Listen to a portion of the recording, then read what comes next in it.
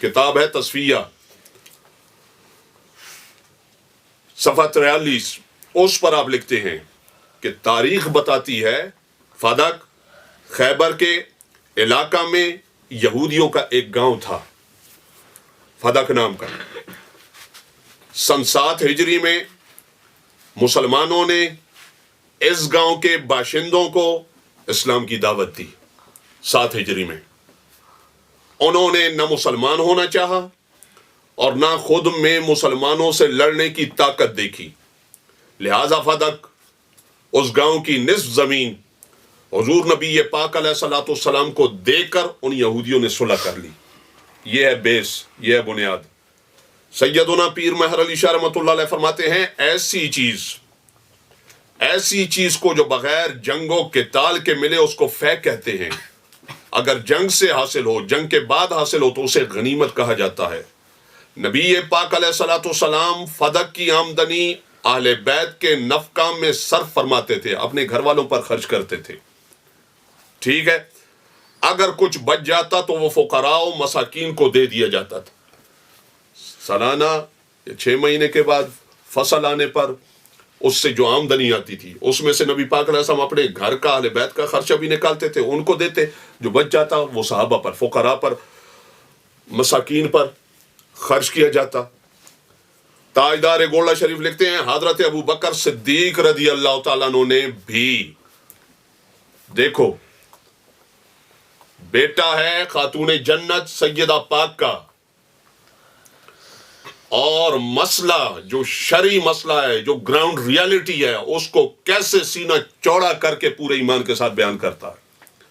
بیٹا ہے سید پاک کا، سیدہ پاک کا، لیکن مسئلہ ہے شریعت کا، قرآن حدیث کا، اسلام کا، مذہب کا، کیسے بیان کرتا ہے؟ آپ فرماتے ہیں حضرت ابو بکر صدیق رضی اللہ تعالیٰ عنہ نے بھی اپنے عہد خلافت میں اس باغ فدق میں، اپنے عہد خلافت میں اسی طرح کیا جیسا انہوں نے نبی پاک علیہ الصلوۃ والسلام سے سنا تھا اور کرتے دیکھا تھا۔ سبحان اللہ۔ بیٹا کس کا ہے؟ سیدہ پاک کا۔ خون کس کا ہے؟ خاتون جنت رضی اللہ تعالیٰ عنہ کا۔ کیا بیان کر رہا ہے؟ باغ فدق پر تحقیق بیان کر رہا ہے۔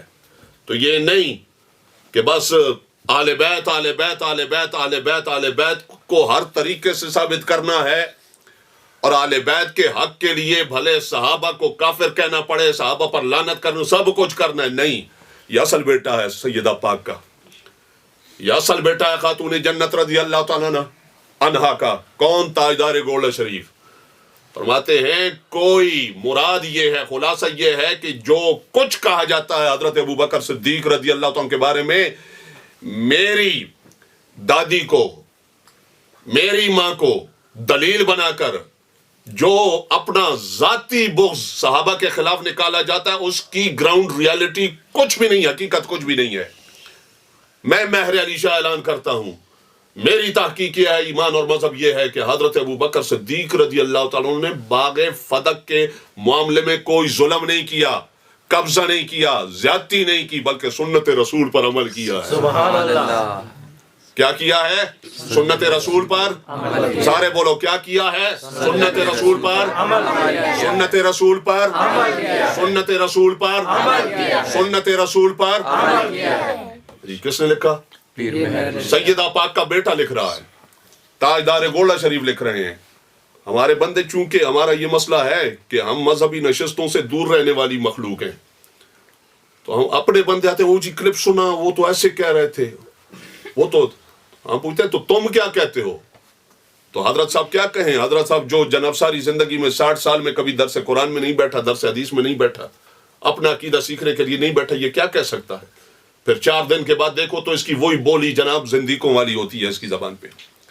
تو یہ درس سنیں گے اپنے بڑوں کو، یہ دیکھو اللہ کے ولیوں کو پڑھو، ان کے دروس کراؤ، خوشی ہے غمی ہے تو ان کے دروس کرواؤ، ایسے بندوں کو جناب، ایسے علماء کو بلاؤ کہ جو ان کی تعلیمات کو جانتے ہوں، سمجھتے ہوں، بیان کرنے کے لیے علم بھی رکھتے ہوں، ایمان بھی اور دل گردہ بھی، اور بیان کریں۔ اب فرماتے ہیں سنت رسول پر عمل کیا، سنت رسول پر عمل کیا. پھر سنو، حضرت ابو بکر صدیق رضی اللہ تعالیٰ عنہ نے بھی اپنے عہد خلافت میں اسی طرح کیا جیسا انہوں نے نبی پاک علیہ السلام سے سنا تھا اور نبی پاک علیہ السلام کو کرتے دیکھا تھا. یہ ایک لائن اگر ہم کی جائے نا، ایک لائن، ہاں جی، تیجا ہے، جمعرات ہے، 40واں ہے، عرس ہے، 11ویں ہے، میلاد ہے، جمعے کی نشست ہے، عید کی نشست ہے، ایک لائن یہ بیان کی جائے، سنیوں کو سمجھائی جائے، تو صحابہ کو کافر کہنے والوں کے 500 سال کی محنت جس بیانیے پر ہے، اس بیانیے کا سر قلم ہو جائے گا.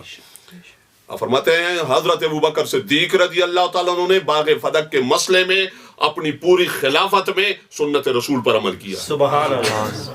جو نبی پاک علیہ السلام نے کیا. سنت رسول پر کیسے عمل ہوا؟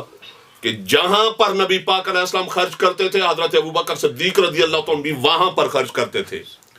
نبی پاک علیہ السلام جس کو جتنا حصہ دیتے تھے باغ فتح میں سے، حضرت ابوبکر صدیق رضی اللہ تعالیٰ بھی اس کو اور اتنا حصہ دیتے تھے جتنا نبی پاک علیہ السلام دیتے تھے.